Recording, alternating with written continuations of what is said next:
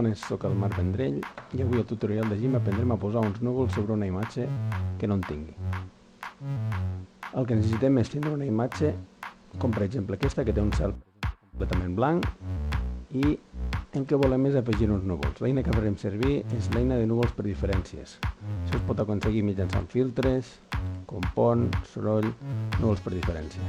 Ara que no tinc res seleccionat, el que em fa és generar uns núvols en tota la imatge, cosa que em fa distorsionar la imatge i cosa que no m'interessa. El que farem per crear els núvols per diferència, el primer que necessitem és seleccionar el cel. Per poder seleccionar el cel, ficarem a l'eina de selecció de color, amb majúscules O, per tal d'utilitzar l'eina per seleccionar-ho tot. Què em passa quan estic seleccionant tot amb l'eina de selecció de color? Que em selecciona també les esquenes d'algunes persones que hi ha per aquí baix que no formen part del cel. Sí que per altra banda em selecciona tota la part que hi ha entre algunes de les fulles que sí que m'interessa tindre. Per arreglar això el que farem serà utilitzar la màscara ràpida. Per utilitzar la màscara ràpida anirem a seleccionar, commuta la màscara ràpida o l'adreça del teclat majúscules Q.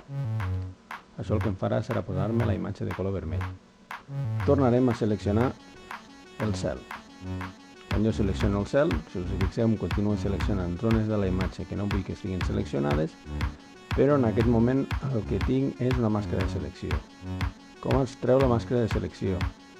Doncs pintant a sobre amb el llapis, amb el llapis, pinto a sobre de les persones i de les coses que no vull que em seleccionin. Tot això que està seleccionada les pinto amb el llapis d'un color que no sigui blanc. En aquest cas jo he triat el negre, que seria el contrari del blanc, i m'asseguro que totes les zones que m'havien quedat seleccionades, que no vull que quedin seleccionades, les pinto de color negre.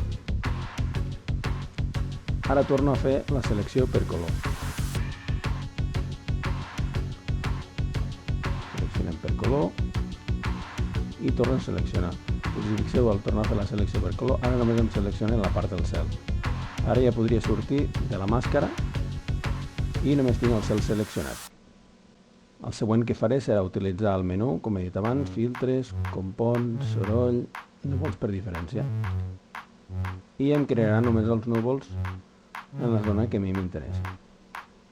Una altra alternativa que tindríem per afegir uns núvols en una imatge seria, ara que nosaltres ho tenim així, és esborrar el fons. Si jo clico suprimir i crear una transparència i afegir aquí sota uns núvols.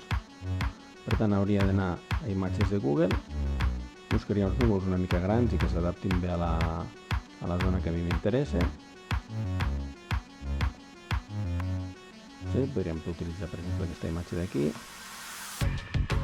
La copiem i la enganxarem al GIMP com a capa nova. Per tant, edita, enganxa com capa nova.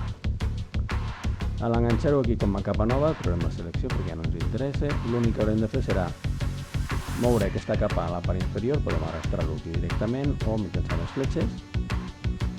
Aquí ens quedarien els núvols i l'únic que hauríem de fer és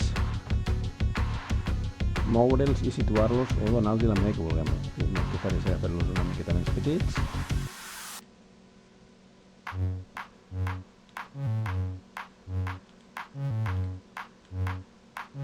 Perquè ens veguin millor. I moure'ls a la posició que a mi m'interessa. Seria més o menys aquesta. Ja ho tindríem dues maneres per crear núvols. El primer amb l'eina de núvols per diferència i el segon afegint nosaltres la imatge dels núvols que volem. Molts ànims, sobretot experimenteu amb el GIMP, que es poden fer moltes coses. Ens veiem a la següent.